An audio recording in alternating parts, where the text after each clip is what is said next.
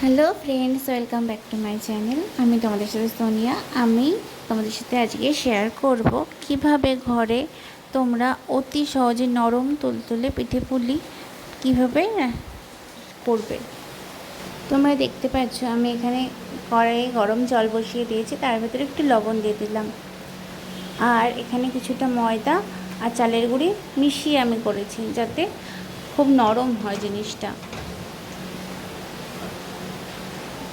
এখানে দেখেছো আমি ভালো করে মেখে নিয়েছি। তারপরে তোমরা যে যেমন শেপ দেবে সেরকম শেপ করে আমি এখানে সন্দেশ দিয়ে করেছি, তোমরা নারকেল দিয়েও করতে পারো জিনিসটা।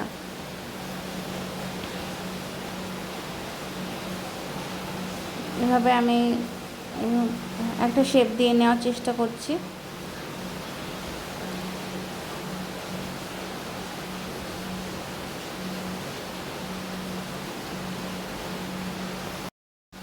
আমি কিন্তু প্রথমবার পিঠেপুলি বানিয়েছি, কিন্তু বিশ্বাস করবে না তোমরা, খেতে কিন্তু খুব সুন্দর হয়েছিল। বাড়ির শুদ্ধ সবাই, আমার শ্বশুর শাশুড়ি খেয়ে খুব প্রশংসা করেছিল যে আমি খুব সুন্দর বানিয়েছি।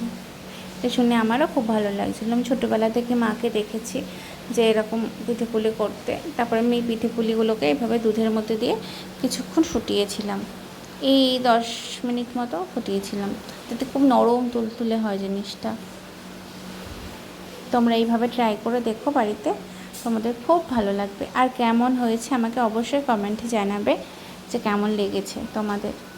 Thank you. আর চ্যানেলটা যদি তোমাদের ভালো লেগে থাকে তাহলে চ্যানেলটাকে সাবস্ক্রাইব করে বেল আইকনটা প্রেস